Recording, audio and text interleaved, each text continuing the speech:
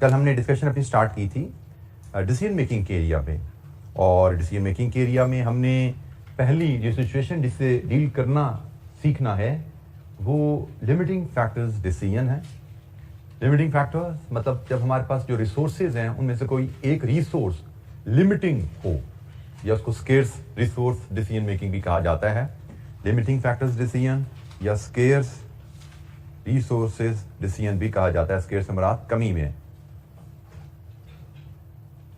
तो जनाब हम ऐसे सूरत में कैसे डिसीजन लेते हैं, इसकी जेनेरिक मैंने एक सिचुएशन बताई थी कि हमें मल्टीपल रिसोर्सेज दिए जाते हैं और मल्टीपल प्रोडक्ट्स, एक से ज़्यादा प्रोडक्ट्स हमारी कंपनी बना रही होती है, लेकिन शायद हमारे जो अवेलेबल रिसोर्सेज हैं, मटेरियल, लेबर, मशीनरी, उनमें से कोई एक रिसोर्स हमारी डिमांड को पूरा करने के लिए काफ़ी नहीं होता।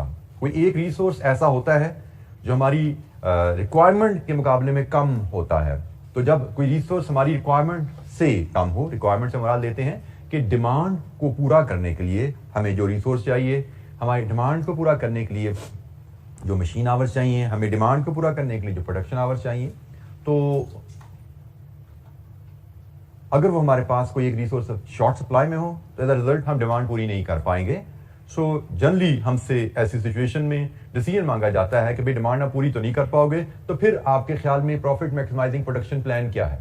अगर तो है ना हमारे पास सफिशिएंट रिसोर्सेज हैं तो जितनी डिमांड है वो सब हम प्रोड्यूस करना चाहेंगे, लेकिन इशू आ जाता है when we have limiting resource, तो फिर हम डिमांड को फुलफिल नहीं कर पाते, तो हमें फिर देखना पड़ेगा कि हम कितनी यूनिट्स की डिमांड को पूरा कर पाएंगे। उस सिलसिले में हमने सबसे पहला जैसे डिस्कस किया था ऐसी सिचुएशन में, बाज़ का जैसे मैंने कहा कि हमें एग्जामिनर स्केर्स रिसोर्स बताएगा नहीं कि कौन सा रिसोर्स लिमिटिंग फैक्टर है। बाज़ का एग्जामिनर बता भी देता है और हमें ये स्टेप परफॉर्म नहीं करना पड़ता।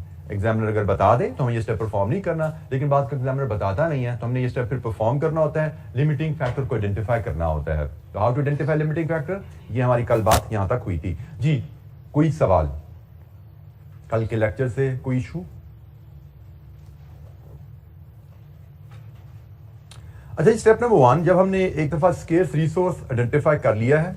अच्छा, यहां पे एक बात थोड़ी मैं क्लियर कर दूं कि हमारे स्कोप में dealing with single scarce resource है। हमारे स्कोप में dealing with single scarce resource है। कल जैसे हम कह रहे थे ना कि हमने ये इलस्ट्रेशन 2 देखी थी, हमने कहा जी मशीन आवर्स भी हैं, लेबर आवर्स भी हैं, तो वहां पे हमने कहा था मशीन आवर्स सफिशिएंट है, लेबर आवर्स जरा शॉर्टेज में है। तो हमें ऐसा सवाल प्रैक्टिकली ऐसा भी हो सकता है, दोनों ही लिमिटिंग फैक्टर होते हैं, दोनों ही हमारी जरूरत के मुकाबले में थोड़े कम होते हैं, प्रैक्टिकली ऐसा भी हो सकता है। लेकिन how to deal with such situation वो हमारे स्कोप में यहाँ पे नहीं है, कैफी के स्कोप में नहीं है। उसके लिए एक अलहदा से एक टूल यूज किया जाता है, दैट इज लीनियर प्रोग्रामिंग, जो कि शायद C-FAB 4 में टूल डिस्कस किया जाता है, तो वहाँ पे ये सिचुएशन आपसे डील की जाएगी। फिलहाल लीनियर प्रोग्रामिंग से वैसे आपने पढ़ा तो होगा, कहीं QM में पढ़ा हुआ है, बिल्कुल पढ़ा हुआ, आपने QM में पढ़ा हुआ है, लेकिन उसकी एप्लीकेशन जो होती है प्रैक्टिकली इस सिनेरियो में होती है जहाँ पे एक से ज्यादा लिमिटिंग फैक्टर हो, तो फिर प्रोडक्शन प्लान कैसे बनाया जाता है। लेकिन हमारे स्कोप में यहाँ पे वो नहीं है, हम सिंगल लिमिटिंग फैक्टर से डील करेंगे। हमें 2 रिसोर्सेज दिए जाएंगे, 3 रिसोर्सेज दिए जाएंगे, जिस तरह हमने कल टेस्ट लगाया कि भाई रिक्वायरमेंट कितनी है, अवेलेबल कितना है, वो टेस्ट लगाएंगे तो शॉर्टेज एक ही निकला करेगी, ठीक है। उसके बाद हमने आगे चलना है। तो जब हमने लिमिटिंग रिसोर्स या लिमिटिंग फैक्टर्स आइडेंटिफाई कर लिया, हमने scarce resource, limiting factor, limiting resource, जो मर्जी नाम से उसको कॉल करें, हमने जब आइडेंटिफाई कर लिया, नेक्स्ट स्टेप होता है जी calculate contribution per unit for each type of the product. अब कंट्रीब्यूशन पर यूनिट की टर्म हमें पता है, कंट्रीब्यूशन पर यूनिट क्या होती है जी? Price per unit minus variable cost per unit, ठीक है जी। तो सेकंड स्टेप है calculate contribution per unit for each product, each type of product produce.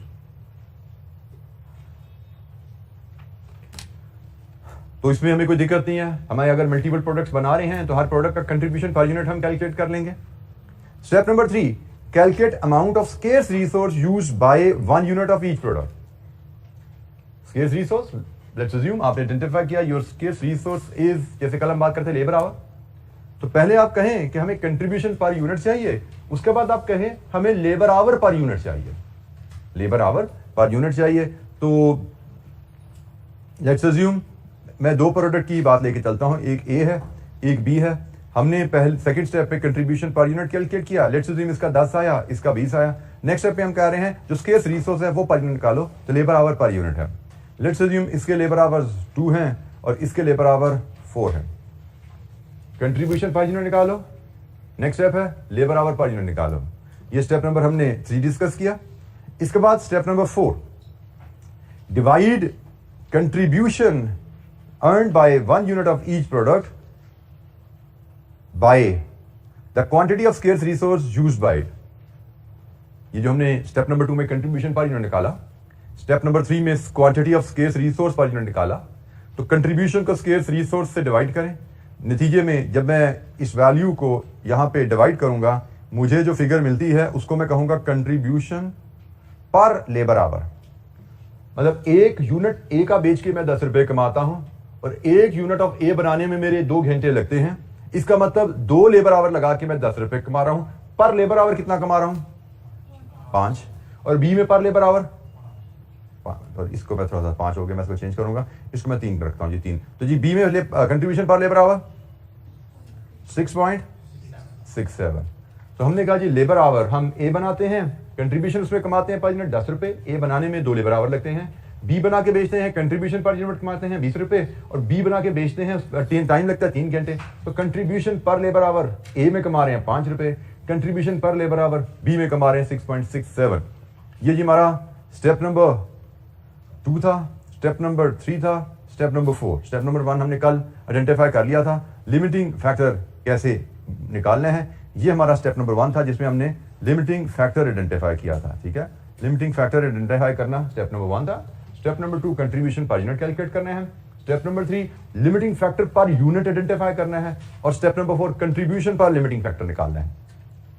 जब कंट्रीब्यूशन पर लिमिटिंग फैक्टर आ जाता है, इसके बाद आप प्रोडक्शन प्रेफरेंस बना सकते हैं। हमारा मसला यही आ रहा था ना भाई कि हम तमाम यूनिट्स जो प्रोडक्ट की डिमांड है वो फुलफिल नहीं कर सकते। हमारा इशू क्या था, हम हर प्रोडक्ट की डिमांड फुलफिल नहीं कर सकते लिमिटिंग फैक्टर की वजह से। तो इसके बाद हमने कहा था जब हर प्रोडक्ट की डिमांड फुलफिल नहीं कर सकते तो we will have to select कि हम किस प्रोडक्ट के कितने यूनिट्स बनाएं।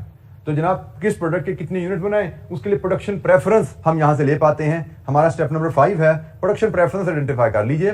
प्रोडक्शन प्रेफरेंस में highest value is ranked first. जैसे इस केस में ये हमारी प्रोडक्शन प्रेफरेंस नंबर 1 है और ये प्रोडक्शन प्रेफरेंस नंबर 2 है। हमने जो स्टेप नंबर 4 में वैल्यूज निकाली होती है उसकी बेसिस पे हम प्रोडक्शन प्रेफरेंस आइडेंटिफाई करते हैं। प्रोडक्शन प्रेफरेंस में हमने इसको फर्स्ट रैंक पे क्यों रखा? हमने कहा हमारे पास लेबर आवर लिमिटेड है, हमारे पास लेबर आवर लिमिटेड है और हमारा मकसद है कि हम ज्यादा से ज्यादा मुनाफा कमाएं। मार्जिनल कॉस्टिंग का कॉन्सेप्ट जो हमने पढ़ा है उसके तहत डिसीजन मेकिंग में बाय द वे हर जगह मार्जिनल कॉस्टिंग का कॉन्सेप्ट ही चलता है। डिसीजन मेकिंग में हर जगह मार्जिनल कॉस्टिंग का कॉन्सेप्ट ही यूज होता है। तो मार्जिनल कॉस्टिंग का हमने जो कॉन्सेप्ट पढ़ा था उस कॉन्सेप्ट के तहत आपका वॉल्यूम, डिमांड, सेल्स ऊपर नीचे होगी तो उससे रेवेन्यू बदलेगा, उससे वेरिएबल कॉस्ट बदलेगी टोटल, एज अ रिजल्ट आपका टोटल कंट्रीब्यूशन बदलेगा। मार्जिनल कॉस्टिंग के साथ पीएनएल कैसे आता है? Total contribution minus fixed cost, ऐसा ही है जी, total contribution minus fixed cost. इस तरह आप प्रॉफिट निकालते हो। और अगर वॉल्यूम ऊपर नीचे होगा तो क्या फिक्स्ड कॉस्ट पे असर पड़ता है? फिक्स्ड कॉस्ट की तो डेफिनेशन ये है जो वॉल्यूम से फर्क ही ना पड़े। आप एक प्रोडक्ट के 6000 यूनिट बना के बेचो, 5000 बना के बेचो, फिक्स्ड कॉस्ट तो फिक्स रहती है। हाँ, कंट्रीब्यूशन बदलेगा, कितने यूनिट बेचे उससे कंट्रीब्यूशन बदलेगा, क्योंकि कंट्रीब्यूशन निकालने का एक तरीका हमने ये भी सीखा है, units into contribution per unit, sale units into contribution per unit सीखा हुआ ये भाई, टोटल कंट्रीब्यूशन निकालने का तरीका। So sale units into contribution per unit, total contribution आता है, माइनस फिक्स्ड कॉस्ट करो, प्रॉफिट आ जाता है। मार्जिनल कॉस्टिंग में हमने ये प्रॉफिट निकालने का तरीका सीखा है। तो हमारे यूनिट्स बदलने से कंट्रीब्यूशन बदल जाता है, units into contribution per unit. अब यहां पे हम क्या सीख रहे हैं कि प्रोडक्ट ए, लेबर आवर हमारे पास लिमिटेड है, प्रोडक्ट ए बनाने में 2 घंटे लगे 10 रुपए कमाए हमने, प्रोडक्ट बी बनाने में 3 घंटे लगे 20 रुपए कमाए, प्रोडक्ट ए में 1 घंटा लगा के कितना कमाया? 5 रुपए। मतलब क्यों लेबर आवर का ना, हम चाहते हैं हमारे पास लिमिटेड लेबर आवर हैं, उन लेबर आवर्स लिमिटेड टाइम में ज्यादा से ज्यादा कंट्रीब्यूशन कमाएं। तो हमारे पास 100 लेबर आवर हैं, अब मैं 100 लेबर आवर से ए पे लगाता हूं तो मैं टोटल कितना कमा पाऊंगा? कंट्रीब्यूशन 500। वही 100 लेबर आवर मैं बी पे लगाता हूं तो मैं कितना कंट्रीब्यूशन कमा पाऊंगा? 667। सेम 100 लेबर आवर मैं बी पे लगाऊं 667, सेम 100 आवर मैं ए पे लगाऊं 500। तो कंट्रीब्यूशन मैं टोटल ज्यादा कहां पे कमा पाता हूं? बी में। तो यही हमारी प्रोडक्शन प्रेफरेंस आ जाती है कि भाई चूंकि मैं बी में प्रोडक्शन से ज्यादा मुनाफा कमा सकता हूं, क्योंकि मसला लेबर आवर का है, मशीन आवर का, मटीरियल का मसला नहीं है, वो मेरे पास अनलिमिटेड है। कमाई मेरी दोनों में है, कमाई मेरी दोनों में है, ए में भी मैं कमा रहा हूं, बी में भी कमा रहा हूं, लेकिन मैं ए और बी की डिमांड पूरी नहीं कर सकता। ऐसा नहीं कि जितने ए चाहिए पब्लिक को मैं भेज दूं बना के, जितने बी चाहिए भेज दूं बना के। मुझे लिमिटेड प्रोडक्शन को प्रेफरेंस के तहत बनाना है, और प्रेफरेंस हमारी होती है जहां पे कंट्रीब्यूशन पर आवर ज्यादा है, कंट्रीब्यूशन पर लिमिटिंग फैक्टर जहां पे ज्यादा है, that should be given first preference. और जब हमारे पास प्रेफरेंस आ जाती है, इसके बाद लास्ट स्टेप हमारा है प्रोडक्शन प्लान बनाना। हमने रैंकिंग की in the order of contribution per unit, higher values rank first, इसके बाद अब प्रोडक्शन प्लान बना लेते हैं by using scarce resource in the order of ranking till the available scarce resource is consume. आपने preference बन गई, अब इस प्रेफरेंस के मुताबिक आपके पास जो लेबर आवर्स अवेलेबल हैं उनसे सबसे पहले बी की डिमांड पूरी करोगे। जितनी डिमांड बी की है उसमें देख लो कितने लेबर आवर लग जाते हैं, बाकी जो अगर लेबर आवर बचे, अगर बचे तो उसमें फिर ए बना लेना और देख लेना ए के कितने यूनिट बना पाओगे, क्योंकि डिमांड ए की हम पूरी तरीके से नहीं कर पाएंगे, क्योंकि बात शुरू यहां से भी थी कि हम इस सारे कहानी आए क्यों, when we felt कि we will not be able to fulfill whole of the demand of all products। तो हमने कहा जी प्रोडक्शन प्रेफरेंस करेंगे, तो प्रेफरेंस के मुताबिक प्रोडक्शन प्लान बना लेंगे। प्रेफरेंस के मुताबिक हम पहले बी बनाना चाहेंगे, बी की डिमांड पूरी कर सकते हैं तो पहले वो कर दो। उसके बाद अगर टाइम बच गया तो मुनाफा तो ए में भी हम कमा रहे हैं, कंट्रीब्यूशन तो ए में भी हमें आ रहा है, तो जितना टाइम बचा उसको ए में लगा लेंगे ताकि हमारे टोटल कंट्रीब्यूशन में इजाफा आ जाए, बी का कंट्रीब्यूशन प्लस ए का कंट्रीब्यूशन। इस अंदाज में प्रोडक्शन प्रेफरेंस के मुताबिक हम प्रोडक्शन प्लान बनाएंगे, तो उस प्रोडक्शन प्लान से हमारा प्रॉफिट मैक्सिमम आएगा। एक इलस्ट्रेशन करते हैं, ये जो स्टेप्स हमने डिस्कस किए, इलस्ट्रेशन 4 है हमारे पास। इलस्ट्रेशन 4 को डिस्कस करते हैं और देखते हैं कि क्या है जी इसमें करने को। इलस्ट्रेशन 2 हमने कल कर ली थी, आज हम इलस्ट्रेशन 4 की बात कर रहे हैं। पेज नंबर 280 पे ही हमारे पास इलस्ट्रेशन 4 अवेलेबल है। ये इलस्ट्रेशन 4 रिक्वायरमेंट्स इसको पढ़ते हैं। रिक्वायरमेंट इसकी है जी, list the products in the order of production preference। list the product in the order of production preference, production preference बनानी है हमने। determine the production mix that will maximize the profit next year। production mix से मुराद आपको different products की कितने units बनाने हैं जिससे आपका total profit maximum हो। तो हमें production preference बनानी है। हमने देखा था step number 1 2 3 4 5 में production preference आई थी, और step number 6 में हमने production plan बनाया था। तो 1 2 3 4 5 स्टेप्स यहां तक परफॉर्म करेंगे और फिर छठा स्टेप परफॉर्म करेंगे तो हमारी प्रोडक्शन प्लान हमारे पास आएगा। तो लेट्स रीड द डाटा, फिर इस पे बात करते हैं जी। Abbas limited manufactures 3 products, budgeted sales for all the 3 products for the next year is as under JKL, और ये जनाब सेल्स या डिमांड कह लीजिए। Selling price and cost per unit data is as under.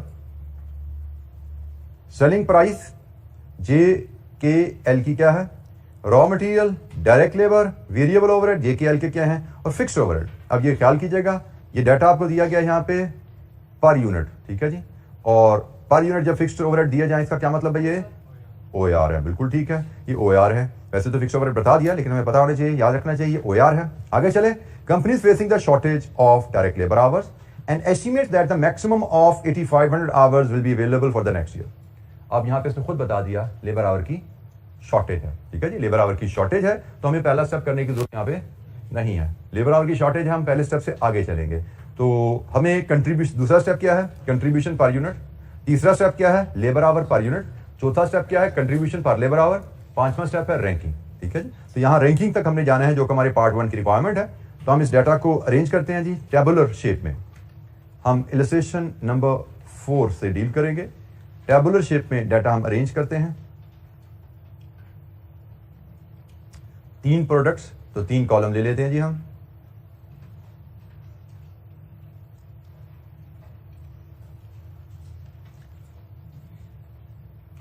JKL। हमें स्टेप नंबर 1 पता लग गया। Step number 2 contribution per unit लाना है, जो कि sale price per unit less variable cost per unit. तो price per unit readily available है 97, 111 एंड 138, और वेरिएबल कॉस्ट पर यूनिट हमें एक छोटी सी वर्किंग में यहीं पे शो कर देता हूं, 28 प्लस 24 प्लस 9, ये जे की वेरिएबल कॉस्ट है जी। फिक्स ओवरहेड नहीं लेने हमने यहाँ पे।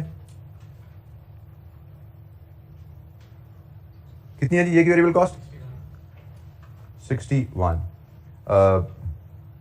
के की वेरिएबल कॉस्ट 39 प्लस 24 प्लस 9 72 और एल की वेरिएबल कॉस्ट 49 प्लस 32 प्लस 12 93। लीजिए जी, इसको लेस करेंगे तो हमें यहां से कंट्रीब्यूशन पर यूनिट मिलेगा 36 39 45। तो जनाब step number 2 contribution per unit निकालिए हर प्रोडक्ट का।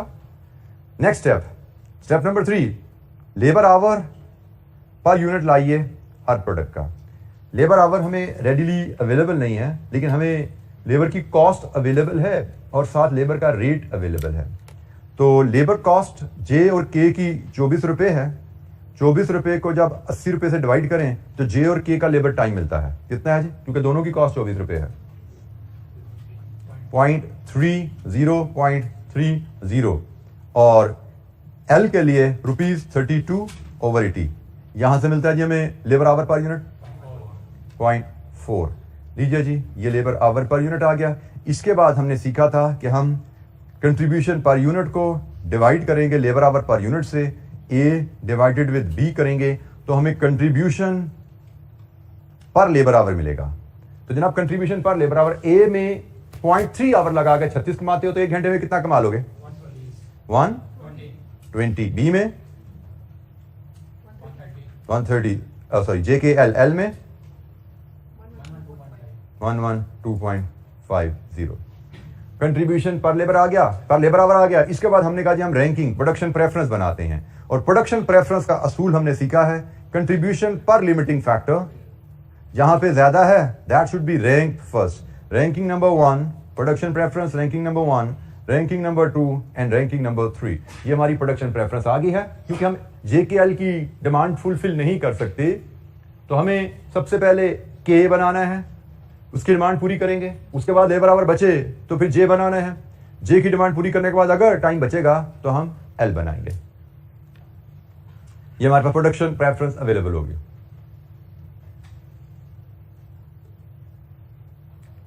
सो ये हमारा पार्ट 1 कंप्लीट हुआ जिसमें हमसे कहा गया था प्रोडक्शन प्रेफरेंस बताओ। तो हमने 5वें स्टेप में जाके प्रोडक्शन प्रेफरेंस हमारी बनती है, वो बन गई। एनी प्रॉब्लम जी? प्रोडक्शन प्रेफरेंस का कोई चीज समझ नहीं आई पूछिए। इसके बाद प्रोडक्शन मिक्स से बाद production plan that will maximise the profit next year. तो जब हम इस रैंकिंग के मुताबिक अपने लिमिटिंग रिसोर्स को यूज करेंगे तो हमें जो प्रोडक्शन प्लान बनेगा, हमारा जो प्रोडक्शन प्लान बनेगा that will profit maximising production plan. उस प्रोडक्शन प्लान को फॉलो करने में हमारे प्रॉफिट्स मैक्सिमाइज होंगे। ठीक हो गया? तो हम इस रैंकिंग के हिसाब से प्रोडक्शन प्लान बनाने जाते हैं। उसकी स्टैंडर्ड सी हमारी वर्किंग है जो आगे कई सवालों में यूज होने वाली है। ठीक है, इस टॉपिक में भी यूज होनी है, आगे एक और डिसीजन मेकिंग का सिनेरियो आना है, वहां पे भी ये वर्किंग यूज होनी है। तो वेल प्रोडक्शन प्लान जब बनाने जाएंगे हम, प्रोडक्शन प्लान हमारा जो बनेगा वो हम किस तरह शो करेंगे? प्रोडक्शन प्लान कह लीजिए, प्रोडक्शन मिक्स कह लीजिए, एक ही बात है। तो हम सबसे पहले लेंगे जी हमारे पास अवेलेबल लेबर आवर्स कितने हैं? 8500। हम कहेंगे जी सबसे पहले हमें प्रोडक्शन प्रेफरेंस के मुताबिक के यूनिट्स बनाने हैं और के की डिमांड कितनी है जी हमारे पास? 8000। हम के 8000 यूनिट्स जब बनाएंगे तो 8000 यूनिट्स में हमारा टाइम 0.3 के हिसाब से लगेगा जी। 0.3 लेबर आवर पर यूनिट के हिसाब से हमारा टाइम लगेगा। टोटल कितना टाइम लग गया जी? 2400। हमारे पास अभी टाइम बच गया 6100। जब हमारे पास सबसे पहले प्रोडक्शन प्रेफरेंस नंबर 1 की डिमांड पूरी कर ली हमने जब, और हमारे पास मजीद टाइम बचा, फिर हम प्रेफरेंस 2 पे जाएंगे। हमने कहा जी पहले हमने के बना लिया, अब इसके बाद हम बनाएंगे जे की डिमांड कितनी है? 6200 और जे पे भी टाइम लगता है 0.3। तो 6200 यूनिट्स इंटू 0.3 हमारे पास सफिशिएंट टाइम है ये यूनिट्स बनाने के लिए। अभी कितने? 1860 ये टाइम यहां पे लग गया जी। अब मजीद कितना टाइम बचा? 4240। अब हम कहेंगे जी इसके बाद बारी आई एल की, प्रोडक्शन प्रेफरेंस नंबर 3 एल की। और एल की हमें पता है हम फुल डिमांड पूरी नहीं कर सकते, क्योंकि आप कैलकुलेट करके देख लो एल की डिमांड है कितनी? 11500 और 0.4 के हिसाब से कितना टाइम लगेगा? 11500 into 0.4 40 and we don't have 4600। इसका मतलब हम एल की डिमांड पूरी नहीं कर सकते, तो हम कहते हैं जी फिर हम एल बनाएंगे, लेकिन कितने बना पाएंगे ये हम कैलकुलेट कर लेते हैं। Available time divided by time per unit. जब आखिरी प्रोडक्ट पे पहुंचे जहां पे हमारे पता है कि हमारे लेबर आवर्स एक्सपायर हो रहे हैं, खत्म हो रहे हैं, सफिशिएंट नहीं है प्रोडक्शन डिमांड पूरी करने के लिए, हम ऐसे number of unit to be produce निकालेंगे। कैसे निकले? Time left divided with time per unit. आखिरी प्रोडक्ट के लिए time left divided with time per unit, तो कितने यूनिट्स बने यहां से जी? 10,600 यूनिट्स बनाएंगे यहां पे, और इसमें 4240 आवर्स कंज्यूम हो गए। लीजिए जी, आवर्स सारे इस्तेमाल हो गए और हमसे प्रोडक्शन मिक्स मांगा गया था। ये जी हमारा प्रोडक्शन मिक्स रेडी हो गया। के 8000 यूनिट्स, जे के 6200 यूनिट्स, एल के 10600 units. This is the production mix.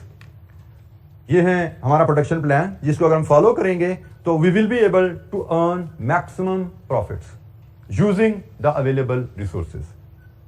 यहां पे हमारा प्रॉफिट सबसे ज्यादा आएगा इस प्रोडक्शन प्लान के ऊपर।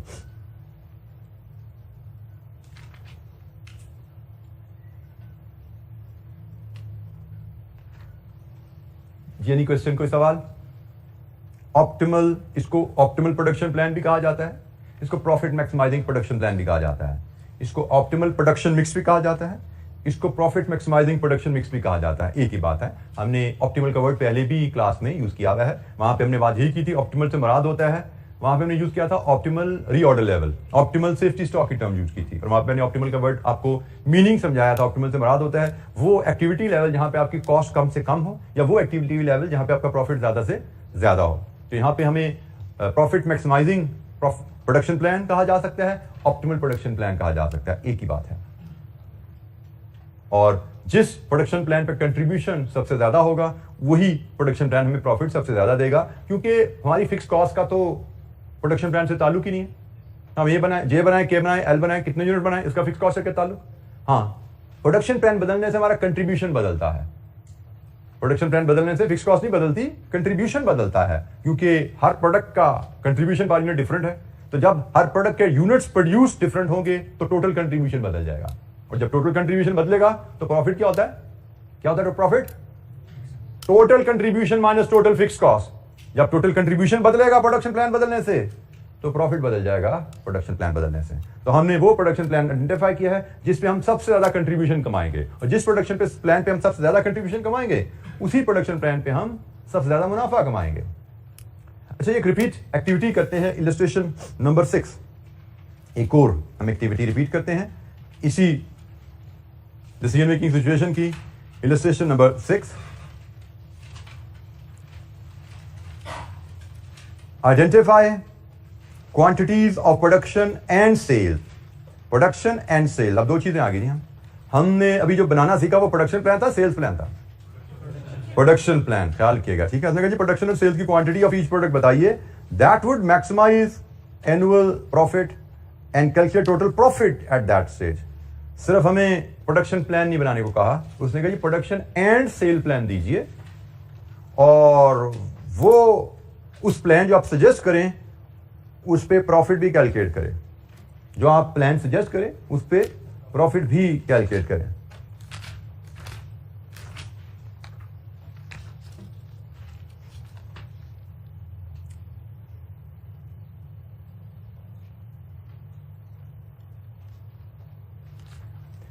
अच्छा जी, सबसे पहले हम डिस्कशन शुरू करते हैं, क्वेश्चन पढ़ते हैं, फिर हम बात शुरू करते हैं इस पे। डेटा जी बेसिक सी इलस्ट्रेशन है, अभी सिंपल सिनेरियो में कोई कॉम्प्लेक्सिटी ज्यादा नहीं होती, बस हमें तवज्जो से वर्ड को पिक करना होता है। The company makes 4 products MNOP, ये 4 प्रोडक्ट्स हैं, using the same single item of direct material in the manufacture of all the product. अब डायरेक्ट मटेरियल की कहानी आ गई, जो वो लिमिटिंग फैक्टर शायद बनने वाला है। Budgeted data for the company is as follows. आने वाले पीरियड का जो बजट है वो क्या है? एनुअल सेल्स क्या है MNOP की यूनिट्स में, और then we have direct material, direct labour, ये सारा पर यूनिट डाटा है। वेरिएबल ओवरहेड, फिक्स्ड ओवरहेड हमें पता है ये OAR है, फुल कॉस्ट है, सेलिंग प्राइस है, प्रॉफिट पर यूनिट है, ये पर यूनिट है। ये सारा डाटा ऊपर हमें पर यूनिट में गिवन है, प्रॉफिट पर यूनिट से पता लग गया, सारा डाटा पर यूनिट है। आगे चलते हैं। Due to restricted supply only 800 rupees of direct material will be available during the year. 8 lakh रुपए का मटेरियल हमें अवेलेबल है। अच्छा चलें हम जरा स्टेप्स को फॉलो करते हैं। लिमिटिंग फैक्टर के पेज नंबर 279 पे स्टेप्स अवेलेबल हैं। Step number 1, identify the scarce resource या लिमिटिंग फैक्टर। यह है जी आपका स्केर्स रिसोर्स या लिमिटिंग फैक्टर। ओनली 8 लाख रुपए का मटेरियल अवेलेबल है, ठीक है, ये आपका स्केर्स रिसोर्स आ गया। Step number 2, calculate contribution per unit. Contribution per unit क्या होता है जी? Sale price minus 1 2 3 variable cost. ऐसा ही है, बड़ा सिंपल है यहां से निकालना, लेकिन इससे भी सिंपल एक और तरीका है इसको निकालने का। एक तो है ना ये कि जी आप प्राइस पकड़ो और इसमें से 1 2 3 इनको सम करके माइनस करो, लेकिन इससे भी एक आसान तरीका है कंट्रीब्यूशन निकालने का। फुल कॉस्ट है, फुल कॉस्ट में से फिक्स कॉस्ट निकाल दो तो भी वेरिएबल कॉस्ट आ जाती है। इससे भी मजीद आगे चलो। प्रॉफिट है, प्रॉफिट कैसे आया है? Price minus full cost. और कंट्रीब्यूशन कैसे आता है? Price minus variable cost. तो मतलब प्रॉफिट की कैलकुलेशन में एक कंपोनेंट एक्स्ट्रा डिडक्ट हो गया ना, क्या वो? Fix cost. कंट्रीब्यूशन में से फिक्स कॉस्ट डिडक्ट करें तो प्रॉफिट आ जाता है ना, तो हमें कंट्रीब्यूशन चाहिए तो प्रॉफिट में फिक्स कॉस्ट ऐड कर दो, प्रॉफिट आ जाएगा। बजाय इतनी लंबी कैलकुलेशन करो, प्राइस लेस वेरिएबल कॉस्ट, और हर वेरिएबल कॉस्ट में 3 चीजें ऐड कर रहे हो, प्रॉफिट दे दिया उसने आपको, फिक्स कॉस्ट दे दी उसने आपको, simply profit plus fix cost करो तो भी कंट्रीब्यूशन आता है। तो हम यहां पे सबसे पहले कंट्रीब्यूशन पर यूनिट बनाते हैं। लिमिटिंग फैक्टर हमारे पास है, अब हमें कंट्रीब्यूशन पर यूनिट लेने हैं 4 प्रोडक्ट्स का।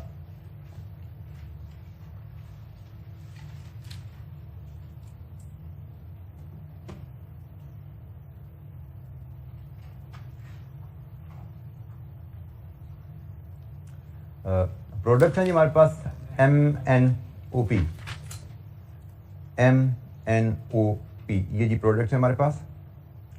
हमने कहा जी हमें कंट्रीब्यूशन पर यूनिट चाहिए। इस सवाल में कंट्रीब्यूशन हम लेंगे प्रॉफिट पर यूनिट और इसमें प्लस कर देंगे फिक्स्ड कॉस्ट पर यूनिट, तो हमें यहां से कंट्रीब्यूशन पर यूनिट मिलेगा। ये सारी फिगर्स रेडीली अवेलेबल हैं। Profit per unit 128, 32, 168, 128, fixed cost 32, 48, 24, 40। सम करेंगे तो ये 160, 80, 192, 168। ये हम रुपीस में सारा डाटा ले रहे हैं जी। ये हमारा कंट्रीब्यूशन पर यूनिट आ गया। स्टेप नंबर 2 हमारा था contribution per unit for each product निकालिए, हर प्रोडक्ट का कंट्रीब्यूशन पर यूनिट आ गया। स्टेप नंबर 3 क्या है? डायरेक्ट मटेरियल की क्वांटिटी पर यूनिट। अब यहां पे क्या डायरेक्ट मटेरियल की क्वांटिटी पर यूनिट अवेलेबल है?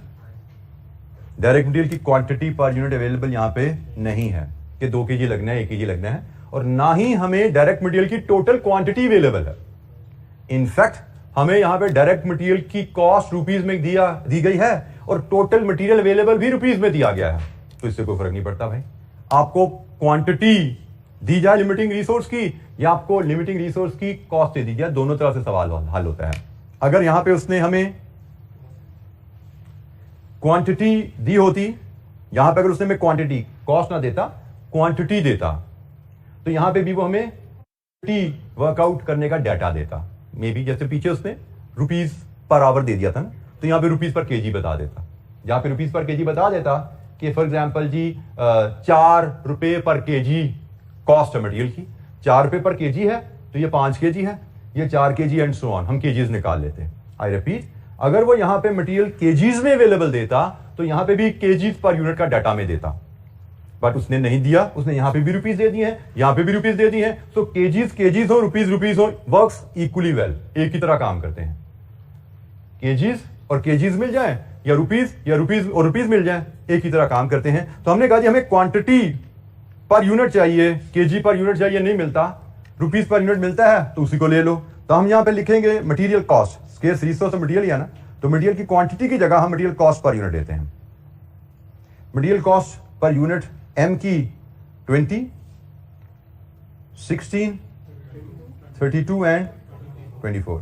अगला स्टेप वैसे ही है, अगला स्टेप वैसे ही है कि कंट्रीब्यूशन पर यूनिट को आप मटेरियल पर यूनिट से डिवाइड कर दीजिए।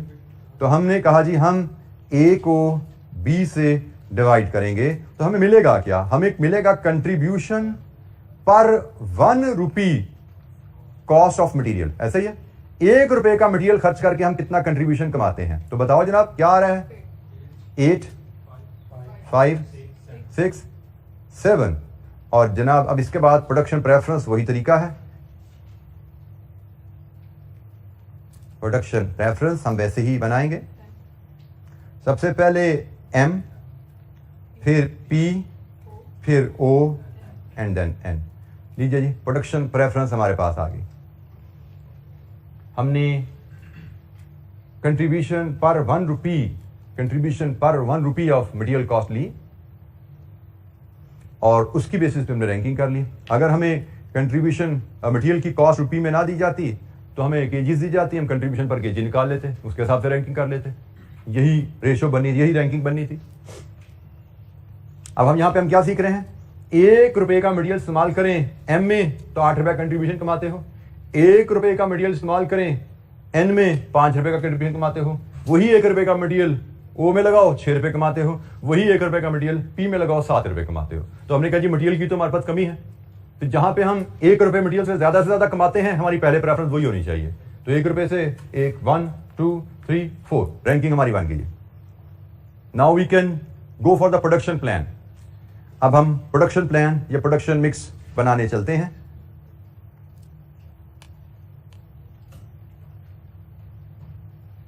प्रोडक्शन प्लान बनाने का तरीका हमारा वही है जी। अवेलेबल मटेरियल कितना है? रुपीज में है 800,000। केजीज में होता तो हम केजीज लेकर चल पड़ते, रुपीज में है तो रुपीज लेकर चल पड़े, कोई मसला नहीं है हमें। सबसे पहले हमें बनाने है जी M, प्रोड्यूस M। तो M को प्रोड्यूस करने की बात करते हैं तो M की डिमांड कितनी है जी? 8,000। अच्छा यहां पे एक चीज नोट कीजिएगा, प्रोडक्शन एंड सेल प्लान उसने कहा है, लेकिन प्रोडक्शन और सेल में डिफरेंस तब होता है, प्रोडक्शन और सेल्स की क्वांटिटी कब डिफरेंट होती है?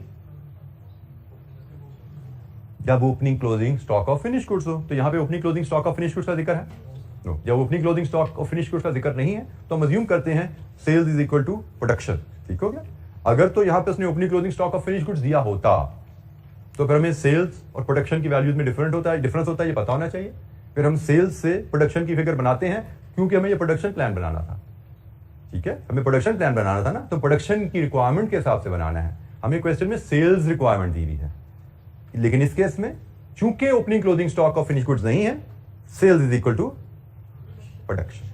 इस प्लान के तहत अब हम चल रहे हैं। ठीक है, यहां पे मैं लिख भी देता हूं आपकी याद आने के लिए।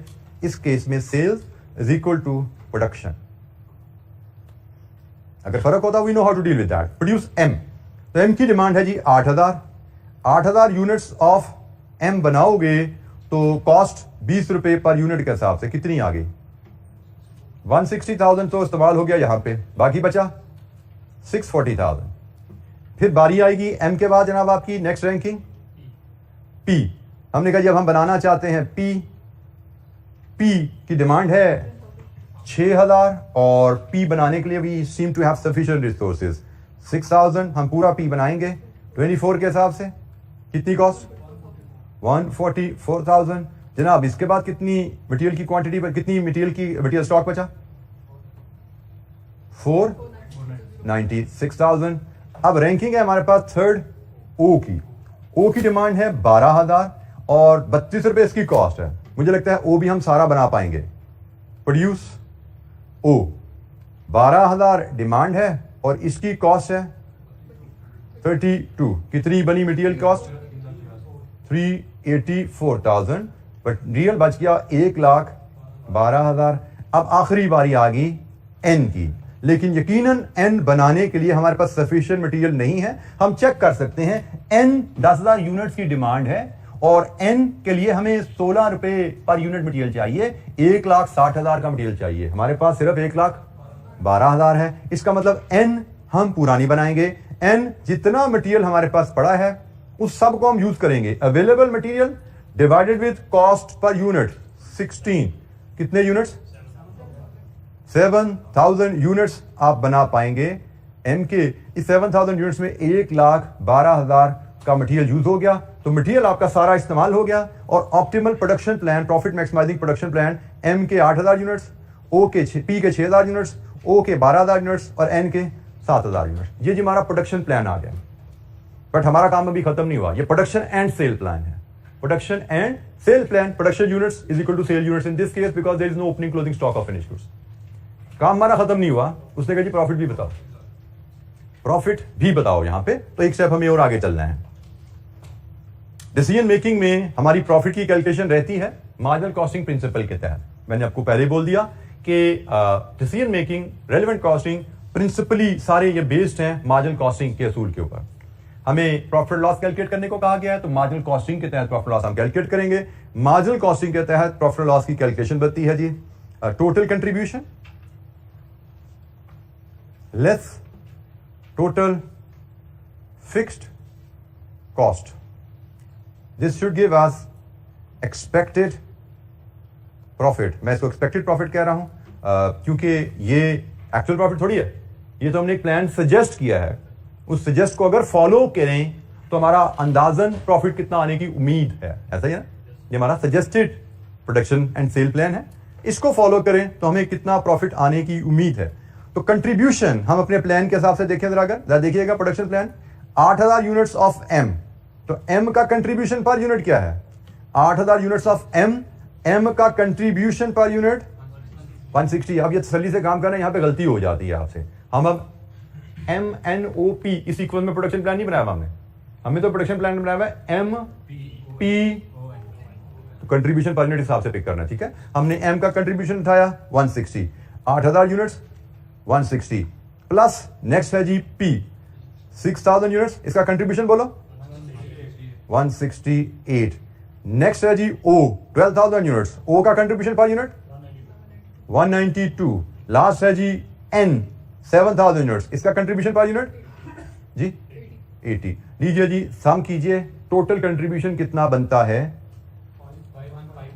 5152,000। ये जी हमारा टोटल कंट्रीब्यूशन है।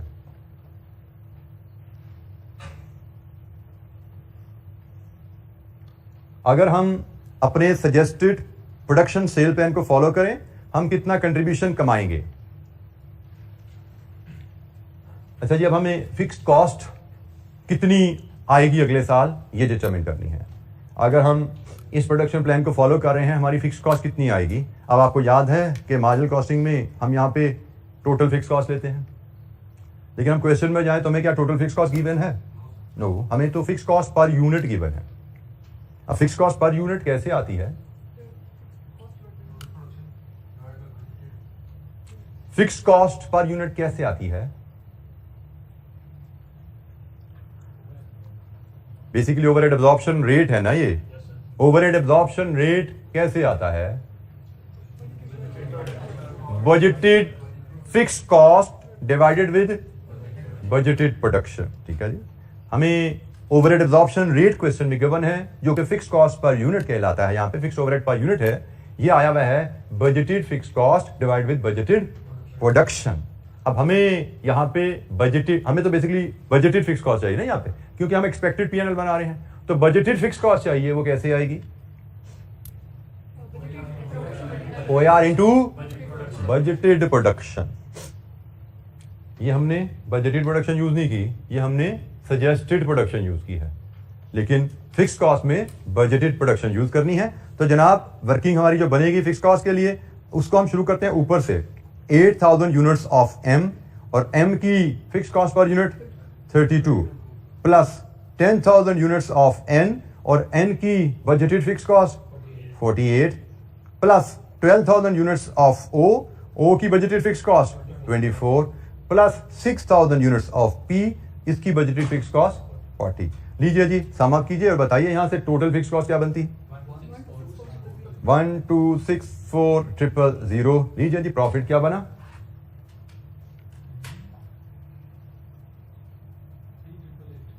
3,888,000। ये जी बजटेड प्रॉफिट आ गया। तो यहां पे आपने ख्याल रखना है कि ये सजेस्टेड प्रोडक्शन प्लान है। सजेस्टेड प्रोडक्शन प्लान पे हम एक्चुअल बजटेड ओवरहेड नहीं निकालते, budgeted overhead budgeted production plan पे निकलता है। पीछे हमने ओवरहेड का चैप्टर पढ़ा हुआ है, वो तो मैंने अब कहा था एंड तक आखिर तक कहीं ना कहीं हमारे सामने लगभग हर चैप्टर में ही आता जाता है, उसका कोई ना कोई वर्किंग छोटी सी आ जाती है। अब ये भी ओवरहेड के चैप्टर की ही छोटी सी वर्किंग है जो यहाँ पे हमारे सामने आई। अच्छा जी, लिमिटिंग फैक्टर प्रोडक्शन प्लान बनाना और उस पर प्रॉफिट डिटरमिन करना, बेसिक दो इलस्ट्रेशन, एक कल छोटी सी देखी थी लिमिटिंग फैक्टर आइडेंटिफाई करना, आज हमने प्रोडक्शन प्लान बनाना और उसका प्रॉफिट डिटरमिन करने की भी इलस्ट्रेशन देख ली हैं। कंप्रीहेंसिव क्वेश्चन, पास पेपर क्वेश्चन आगे चल के देखेंगे। फिलहाल हम मूव करेंगे नेक्स्ट डिसीजन मेकिंग टूल के ऊपर कि लिमिटिंग फैक्टर प्रोडक्शन प्लान बनाना हमने सीख लिया, और क्या है, कौन सा डिसीजन है जो हमें लेने सीखने हैं। मेक और बाय डिसीजन, इसको मेक और बाय डिसीजन के अलावा आउटसोर्सिंग डिसीजन भी कहा जाता है, इसको आउटसोर्सिंग डिसीजन भी कहा जाता है।